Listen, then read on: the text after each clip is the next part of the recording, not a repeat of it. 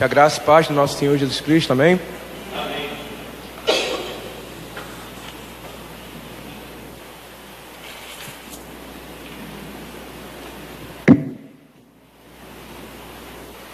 Eu creio que, para a maioria de nós, Deus está suscitando em nosso coração não somente a necessidade de nós mudarmos em relação com Ele mesmo, mas também a mudarmos o Rio de Janeiro.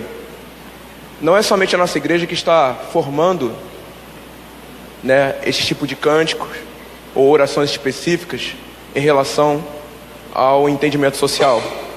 Muitas outras igrejas espalhadas por todo o Brasil estão também com esse tipo de pegada. E Deus está levantando uma nova geração onde é possível ver que o Evangelho da salvação, da graça de Deus, ele se tornará novamente vivo, não que não o seja, mas ainda mais, e fará com que muitas das pessoas sejam na Epístola de Paulo aos Efésios, capítulo 5.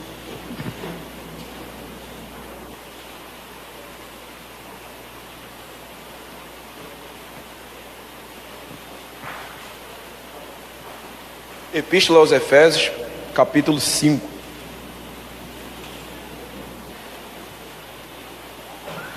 Estaremos fazendo uma breve leitura do versículo 21 até o versículo 27.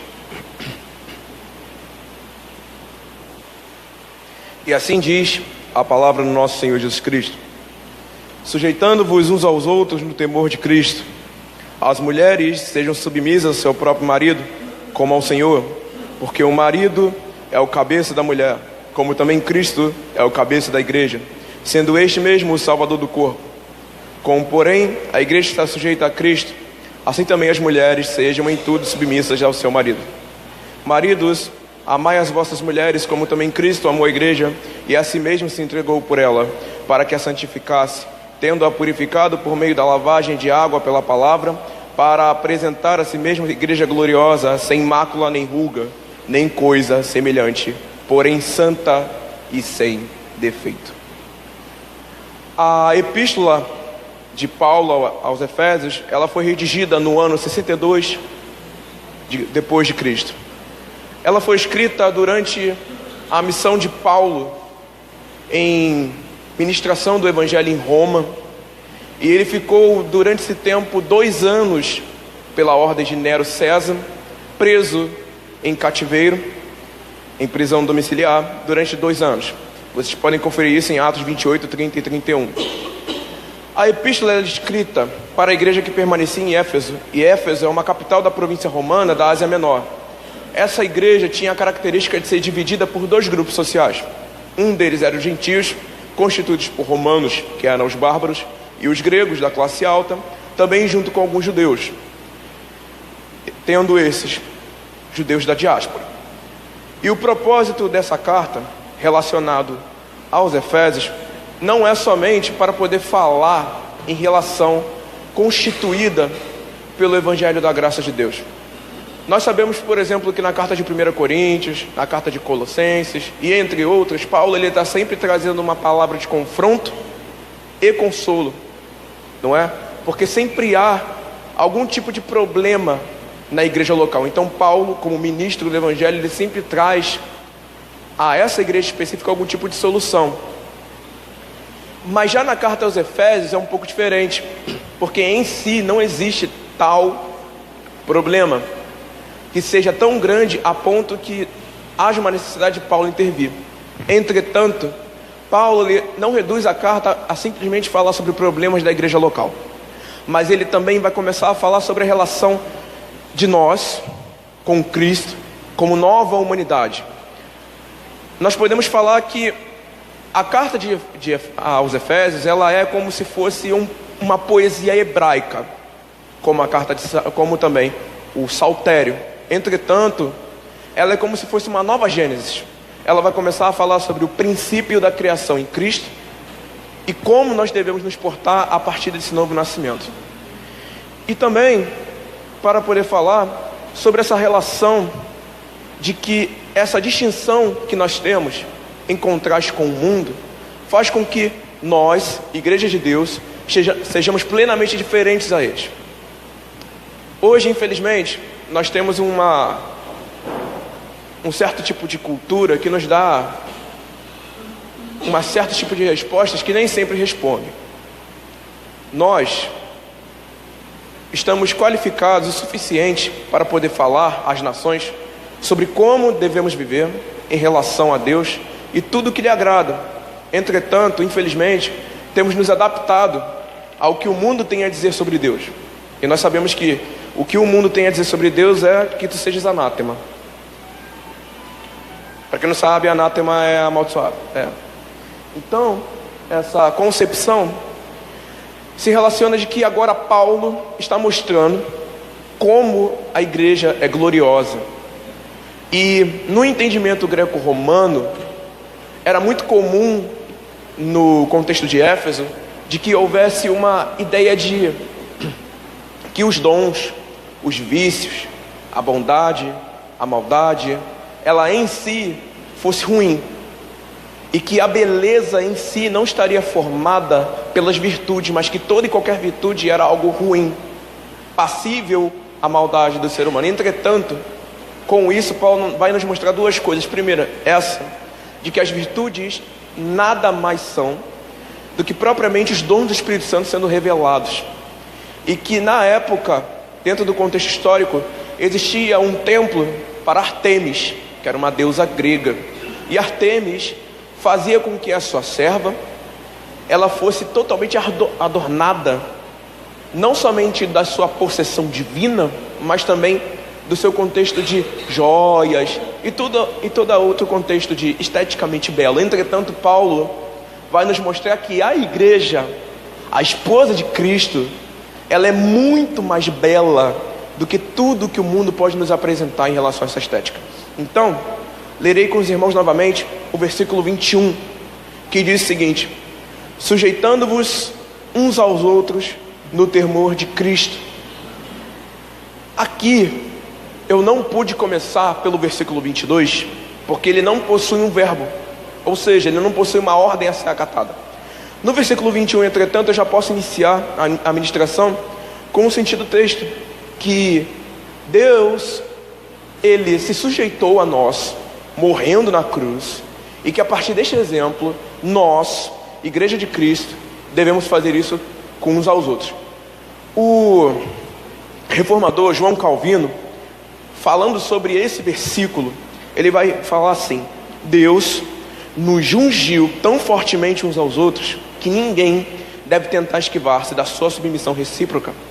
E onde reina o amor, aí também se prestarão serviços mútuos.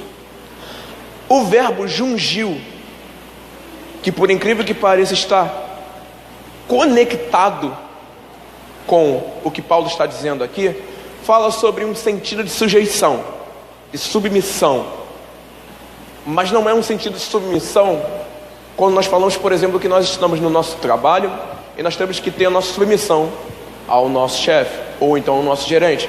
Ou então nós temos alunos e nós temos submissão à diretoria do colégio, ao professor na sala de aula. Aqui o verbo jungiu, dado por Calvino, é o verbo jungiu em relação ao matrimônio. É meio esquisito explicar assim, mas é como se eu tivesse casado com todos vocês. Então, o verbo em si, ele fala sobre a relação de como se nós estivéssemos casados uns com os outros. Não somente vocês com os seus respectivos maridos e esposas, mas a nós em si como igreja. Então a sujeição que nós temos que ter para com uns com os outros, o que é obrigatório, Paulo aqui não está dando uma escolha, está dando uma ordem. Ele fala sobre essa sujeição sendo personificada em nós de várias formas. Por exemplo, Pedro vai usar esse mesmo verbo de sujeição lá em 1 Pedro capítulo 2, versículo 18. Não preciso que abram, eu vou ler para vocês.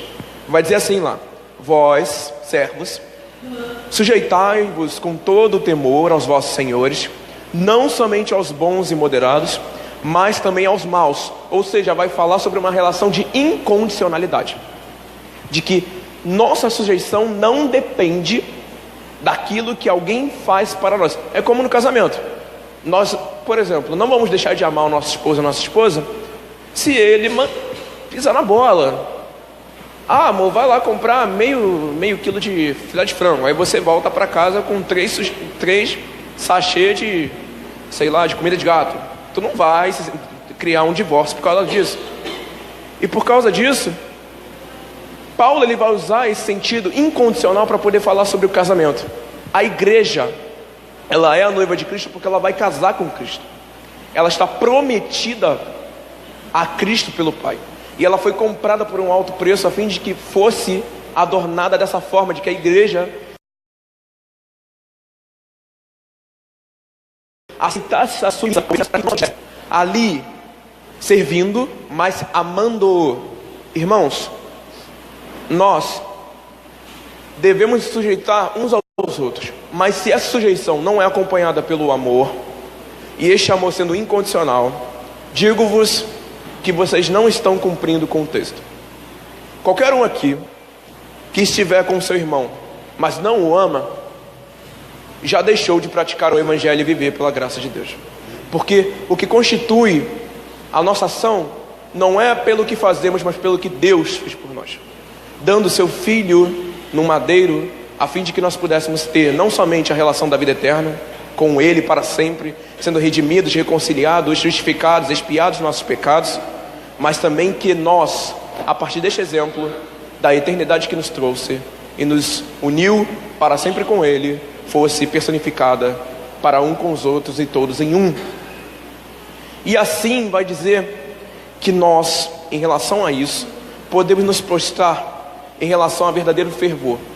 E como nós podemos fazer isso? Por exemplo, palavras, ações, oração, ações de graça, e pela vida dos irmãos, ensinando e exortando na medida e necessidade de cada um, amando em todo o tempo.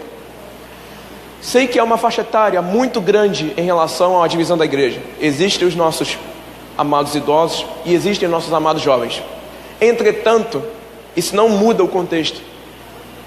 Os mais, com todo respeito, os mais velhos do que eu, devem se prostrar diante aos jovens, devem ser submissos aos jovens, e os jovens, por outro lado, devem ser submissos aos mais antigos, cada um na sua disposição, os jovens pedindo conselho aos mais antigos, e os mais antigos sendo mestres, pais e mães espirituais dos jovens, todos servindo de igual forma.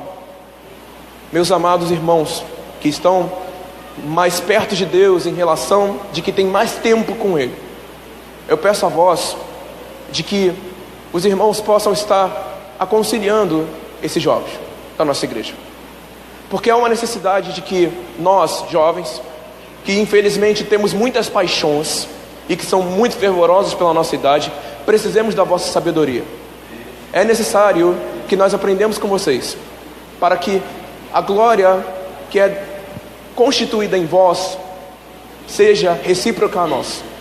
Jovens, é necessário que vocês sejam submissos aos mais antigos, numa relação de que vocês não somente sejam respeitosos com eles, mas que vocês cumpram ao quinto mandamento, que é o quinto mandamento, o primeiro mandamento com promessa, que é honrar vossos pais e vossas mães.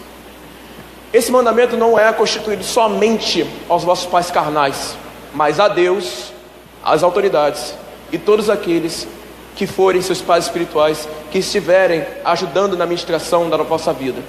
E eu digo, orem por eles, estejam condicionados a obedecê-los, a partir do momento em que eles forem bíblicos, e estejam verdadeiramente contritos em relação a eles, a fim de que eles sejam respeitados e amados, assim como eles também amarão a vocês como vossos filhos, que vocês também o amem como vossos pais. Então, no versículo 22 estará escrito: as mulheres sejam submissas ao seu próprio marido, como ao Senhor. É interessante que Paulo aqui, ele vai começar a utilizar uma linguagem que era muito comum na época, que é chamada de código doméstico. Esse tipo de método era utilizado pelos pais de família de toda a província romana, para poder falar o que era uma virtude dentro do lar. E Paulo vai iniciar isso falando primeiramente da família. Irmãos, há uma necessidade no nosso contexto brasileiro, no século 21, no ano 2017, mas há uns 80 anos atrás já tinha esse problema, por meio da secularização do pensamento ocidental, de que a instituição, ela em si, é dependente por si mesma. É errado.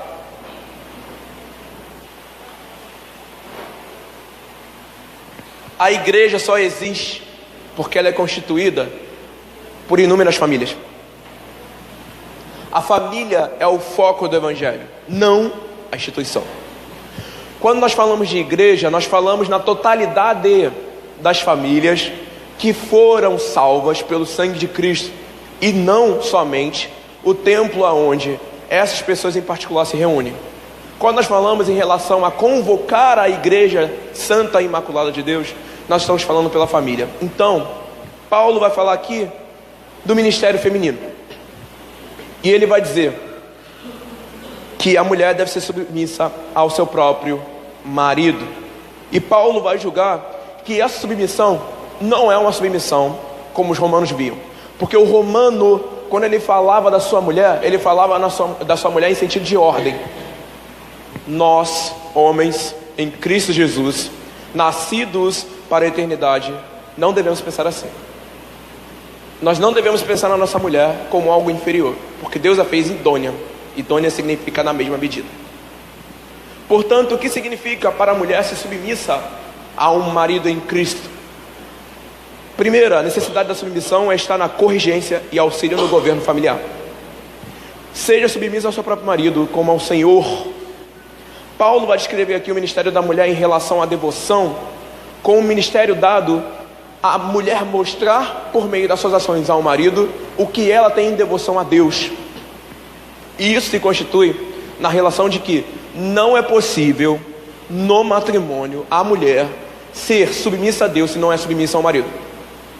Se a sua mulher está fora do contexto de submissão ao marido, ela não pode servir a Deus, porque o propriamente Paulo fala sobre isso, de que a mulher deve ser submissa ao marido de forma como ela é a Deus. Portanto, não é possível de que uma mulher não seja submissa ao próprio marido e ao mesmo tempo seja submissa a Deus, porque ela vai estar traindo o próprio convívio em relação ao amor. E então é interessante como nós falamos em relação a isso a Eva, porque para o período greco-romano a mulher era vista como somente um objeto aonde ele poderia mandar. É como se ele fosse um cavalo, você botava a rédea aí, mandava ele seguir aonde você quisesse. Eva foi mais ou menos assim, só que ela foi um pouquinho feminista.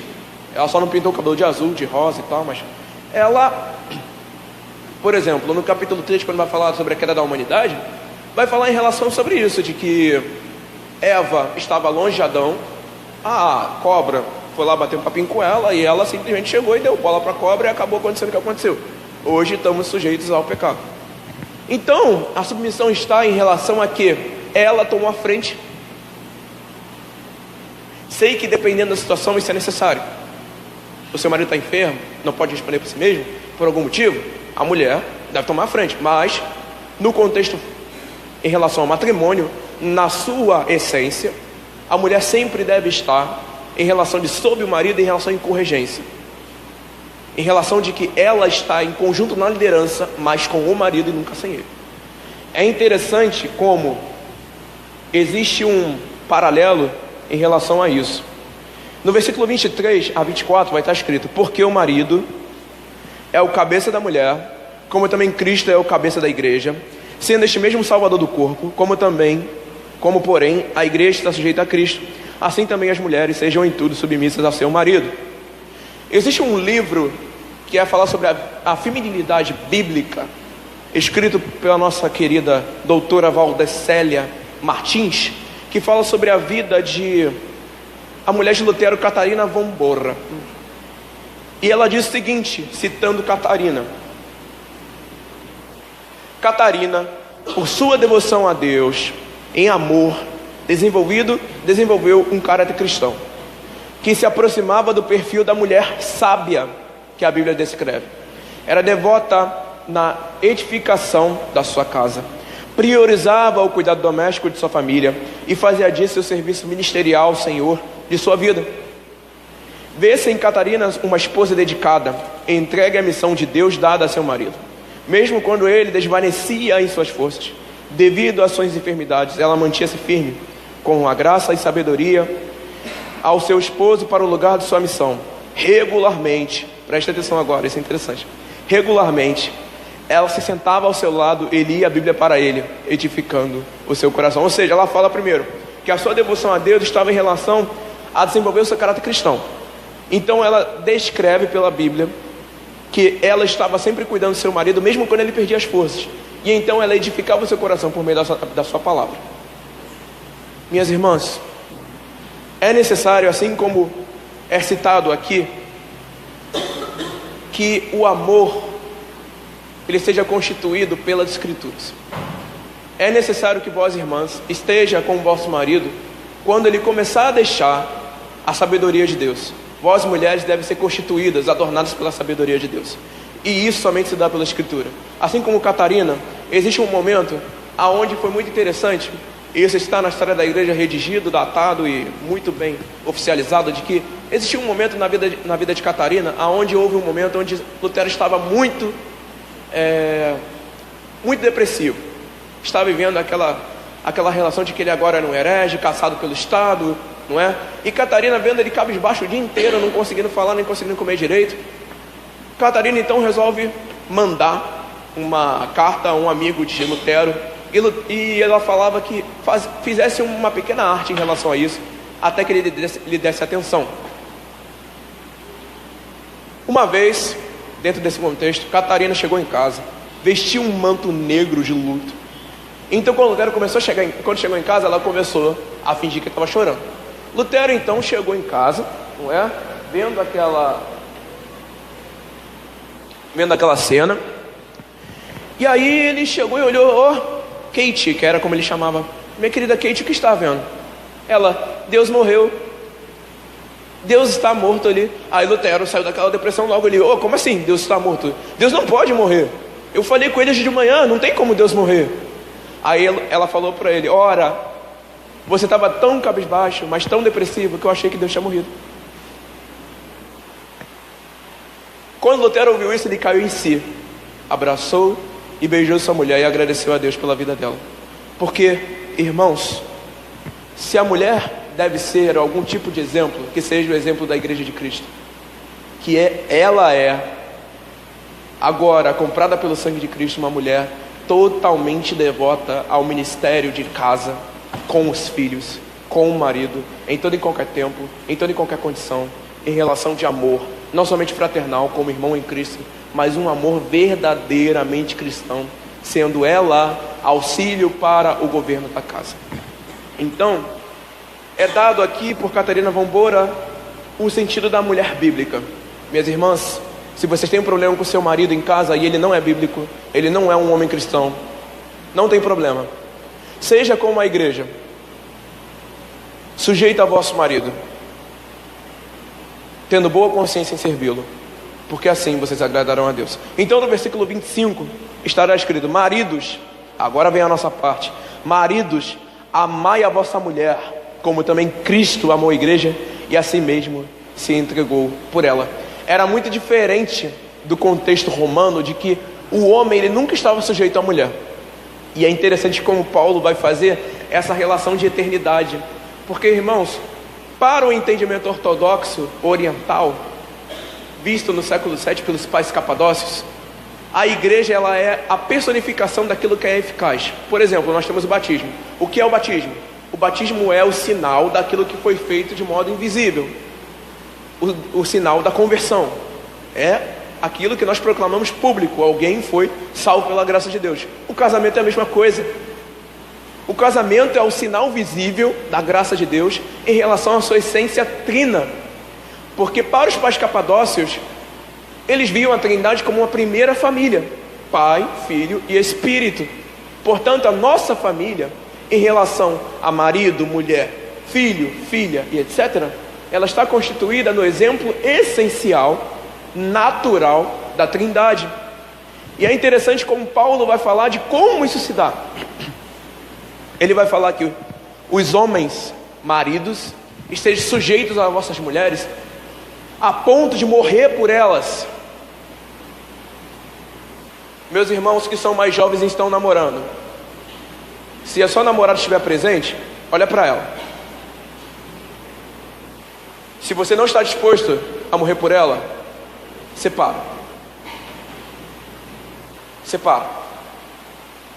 Porque é constituído pelo amor de Deus que o homem deve estar idôneo à sua esposa a ponto de dar a sua vida. E eu não digo isso de forma a você morrer para expiar os pecados dela, nem nada disso, mas de forma a você ser o primeiro a tomar uma bala quando vier na direção dela, o primeiro a tomar o copo a princípio, se estiver com o preceito de estar com veneno, a você ser o primeiro a tomar para poder estar em segurança a ela. Você é o exemplo de cordeiro que ela necessita. Você toma em seus braços e você a protege com a sua vida, dando-a e oferecendo-a gratuitamente. É interessante que um xará meu, não posso nem chamar de xará porque o cara está muito além de mim, chamado Guilherme de Carvalho, e ele num vídeo sobre a masculinidade bíblica, ele vai falar sobre como Adão errou e como deve ser a nossa sujeição a Cristo. O primeiro erro do marido é estar ausente, porque quando a cobra foi bater um papo com Eva, Adão estava jogando futebol, não sei o que ele estava fazendo da vida dele, mas ele não estava presente com ela, diferente de Cristo. Se nós temos, por exemplo, o exemplo de Abraão, que é o nosso pai na fé, e Sará, que é a nossa mãe na fé do Antigo Testamento, Cristo é o nosso pai na fé e a igreja é a nossa mãe na fé, porque ela é nova Eva e Cristo novo Adão. Então, em relação a isso, Paulo vai falar, quebrando o contexto da época, dizendo que o marido não somente deveria ser também submisso à esposa, mas no modelo de governo seja para poder dar a sua vida por ela. E Guilherme de Carvalho vai falar que se Adão quisesse consertar tudo, era necessário ele fazer uma coisa só. Ele não deveria ter dito para Deus quando ele disse: tu comeu do fruto que eu disse para que não comeste? Ele deveria ter dito, na opinião de Guilherme de Carvalho, disse: comemos, mas eu morro por ela. Porque eu, que sou exemplo de Cristo, deixei com que ela pecasse, então eu pago por ela. Mas o que Adão fez? Não, Senhor, aquela ali, foi você que me deu, ela ali. Tá vendo? Mulher, não dá certo não, nem dirigindo e nem dando ar. Então, existe uma concepção de que o homem ele deve estar sujeito à mulher dessa forma.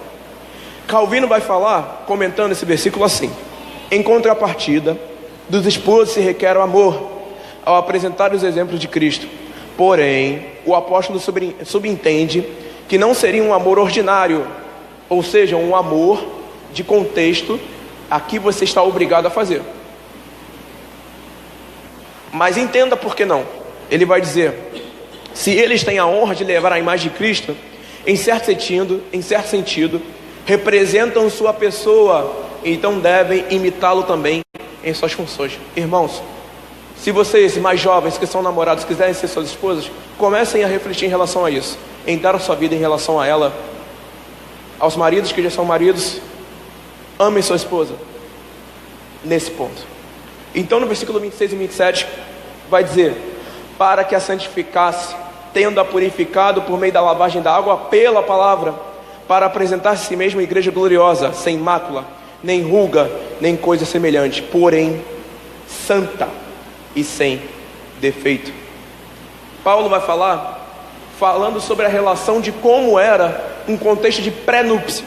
Como nós falamos sobre lavagem da água, normalmente nós levamos em consideração o batismo.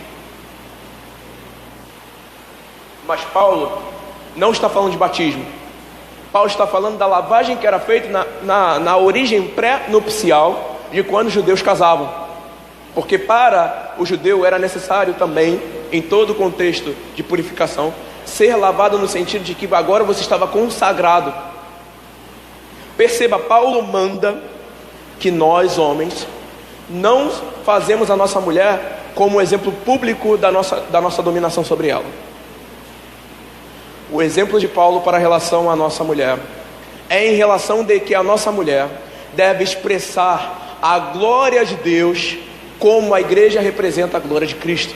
Portanto, ela deve ser, como diz Paulo no versículo 26, tendo-a purificado pela lavagem por meio da lavagem da água, pela palavra, para apresentar a si mesma igreja gloriosa, sem mácula, nem ruga, nem coisa semelhante, porém santa e sem defeito. Irmãos, cuidem das vossas mulheres, a ponto de que quando elas estiverem na rua, elas vejam, as outras mulheres que a vejam como este casamento é consagrado a Deus. De forma que Paulo quebra o contexto de Artemis, dizendo que o que é bonito é o que é estéril, é aquilo que está por fora, é aquilo que é adornado com joias, com grande linho, grandes roupas.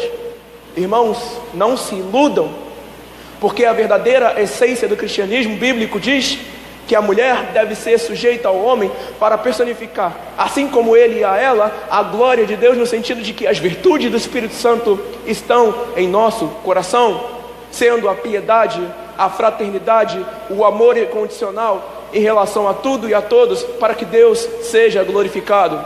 Portanto, homens, sejam como Cristo, desçam da vossa posição de dominação somente para que vocês morram pela sua mulher, no sentido de que vocês devem ser condicionados sempre a protegê-la. Minhas irmãs, que vocês sejam sujeitos aos vossos maridos, mas sejam conscientes em sabedoria, a ponto de saber quando ele deve agir e quando não deve. Porque a submissão que está descrita aqui, não é que vocês devem obedecê-lo a todo tempo, em sentido de qualquer ordem vocês devem obedecê-lo. Vocês devem levar em consideração a lei de Deus e ver o que é justo e o que não é justo, e o que se estiver justo, faça. E aos vossos filhos, que seja de exemplo o casamento de vossos pais, porque, meus irmãos, hoje, infelizmente, por qualquer coisa o casamento acaba. Mas seja o exemplo de Cristo, que amou a sua igreja a tal ponto de que a aliança que colocou no dedo dela fosse a eternidade. Se você quer botar a aliança no dedo de alguém futuramente, pense nessa aliança com a descrição: te amarei para sempre, por toda a eternidade. Porque a aliança é um sinal daquilo que está em nosso coração. Então, se você tiver que amar alguém, ame para como Deus amou a nossa igreja. Amém? Queria só terminar com uma oração, mas terminando para poder falar mesmo. Meus irmãos, é necessário que o vosso governo como família esteja sujeito em relação a de como Deus age. Então eu acho que o melhor exemplo de família que podemos dar é começar a parar de tomar como exemplo o que o mundo diz. Televisão, rádio, revista de fofoca, pessoal da Globo, principalmente o pessoal da Globo. Pessoal da Globo, vocês são ruins mesmo, entendeu? Então, assim, é necessário que nós tomemos a palavra de Deus como método e como cânon do que devemos ou não fazer, e como nós devemos amar a nossa família. Irmãos, vamos restituir a família, porque o Brasil é para Deus, o Brasil é de Cristo. Portanto, se nós estamos clamando por mudança social, começa dentro da nossa casa, não é fora, não é aqui dentro da igreja, no templo, não é no seu trabalho, é na sua família. Porque se sua família muda, no que ela está expandindo, também muda. Então, que se essa igreja conseguir mudar a vossa família, a fim de que ela seja como Deus deu o exemplo para ser, então ela com certeza, como todas as outras famílias, tomarão o exemplo dela. E então, meus irmãos, podem crer, o Brasil, que já é de Cristo, vai melhorar. Por isso, Senhor, pedimos a Ti nesse momento, a fim de que o Senhor venha a ministrar essa palavra no nosso coração. Pai amado, seja o Teu nome glorificado, porque Teu nome, Senhor, é louvável e digno de toda adoração.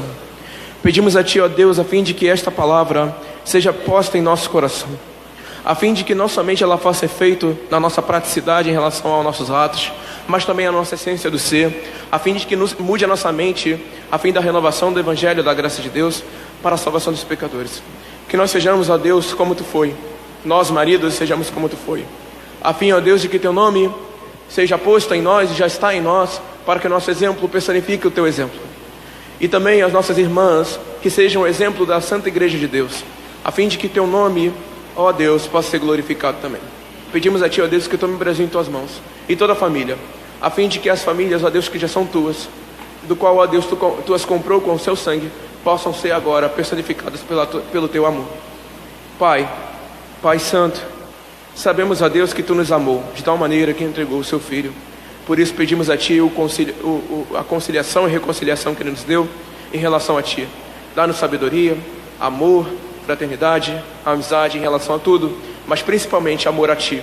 Porque, Senhor, se não te amarmos verdadeiramente, em espírito e verdade, jamais faremos essas coisas. Porque o Espírito Santo, ele está em nós e vive em nosso peito.